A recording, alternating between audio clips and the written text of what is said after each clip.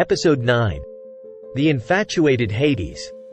Hades, the ruler of the underworld, appeared to have it all, but deep down, he felt lonely and overwhelmed by the daily administrative tasks of the afterlife.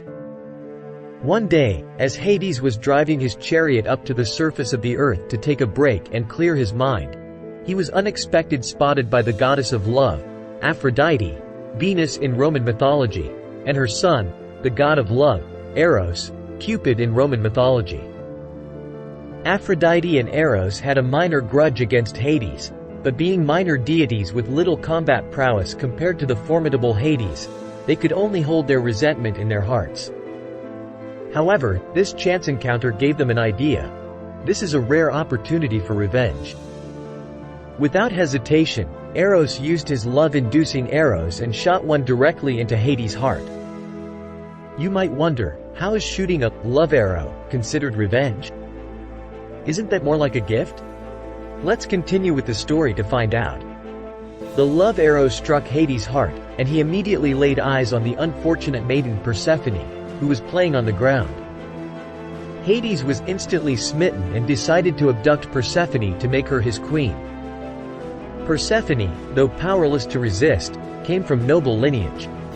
She was the daughter of Zeus, the king of the gods, and his sister Demeter, the goddess of harvest. In other words, Persephone was Hades' own niece. In theory, a person of Persephone's noble bloodline should have a very low chance of disappearing without a trace. However, unexpected things often happen. Even though there were plenty of eyewitnesses when Persephone was abducted, anyone with a reasonable amount of intelligence, divine or mortal, knew that this secret was classified as a national security level. Anyone who dared to leak even a word about it would be invited to the VIP rooms of the underworld and receive the detailed and passionate hospitality of the chief of the underworld administration, who was dealing with serious depression. As a result, this incident became a perfect secret. While the loss of her daughter left Demeter in despair, and she neglected her duties, leading to withered crops and barren vegetation on earth. However, as the saying goes, there is nothing new under the sun. Nothing can escape the watchful eye of Helios, the second-generation sun god, who knows and sees all. Helios couldn't bear to see the situation any longer and turned into a whistleblower, providing Demeter with all the evidence. Demeter, upon learning that her daughter was taken to the underworld, sought help from her brother and husband, Zeus. The king of the gods realized that this was a serious matter.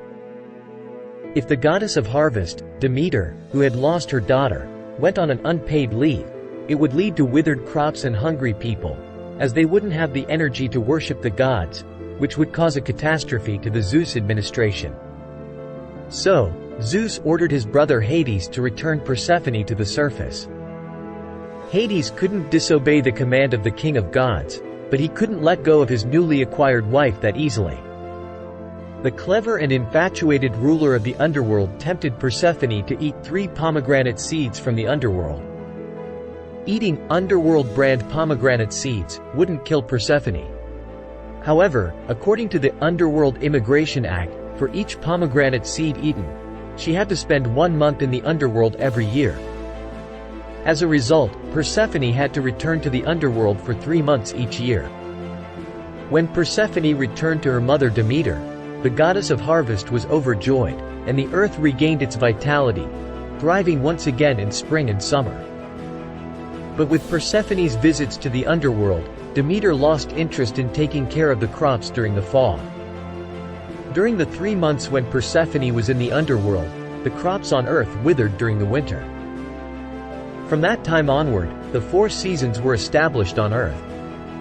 Since Persephone brought spring when she returned to the mortal realm, she was also known as the goddess of spring. For this mother and daughter, it was a bittersweet reunion with an acceptable outcome. Unfortunately, the infatuated Hades could only be with his beloved wife for 3 months each year, worsening his depression. Now that we know the origin of the 4 seasons in Greek mythology and its close connection to Hades and Persephone, has human curiosity about the Earth and the universe been satisfied?